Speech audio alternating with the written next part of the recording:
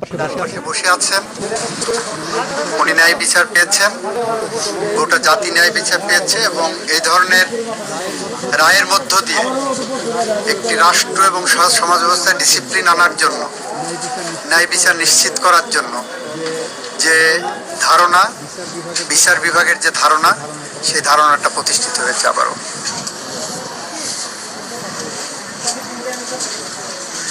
এই যে রায়টি হলো, এই রায়ের মধ্য দিয়ে আমাদের সমাজ ব্যবস্থার মধ্যে আসলে কি বার্তা আসলে, যে ঘটনাটি ঘটেছিল খুবই হিনিয়াস একটি ঘটনা ঘটেছিল, বুয়েটের মতো প্রতিষ্ঠানে সমাজ কি বার্তা পেল? এই রায়ের মধ্য দিয়ে সমাজ বার্তা গেল যে আপনি যত শক্তিশালী হন না কেন, আপনার পিছনে যত শক্তি থাকুক না কেন, সত্য একদিন প্রতিষ্ঠিত এবং ন্যায় বিচার প্রতিষ্ঠিত। কোথায় আছেন? এই রায়ের মধ্য দিয়ে ছাত্র রাজনীতির বিষয়ে কি কোনো বার্তা আছে কিনা? আলাদা বার্তা?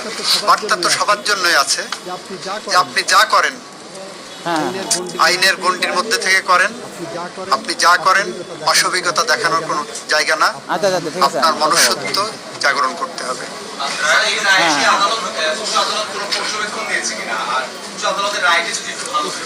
উচ্চ আদালতের পর্যবেক্ষণ যেটা, সেটা ডিটেলস রায়ে আসবে। উচ্চ আদালতের পর্যবেক্ষণ, নিম্ন আদালত তার রায়ে যে ফাইন্ডিংস দিয়েছেন, যে ভিত্তি স্থাপন করেছেন, সেখানে ওনারা কোনো ইন্টারফারেন্সের মতো সুযোগ পাননি। এটাই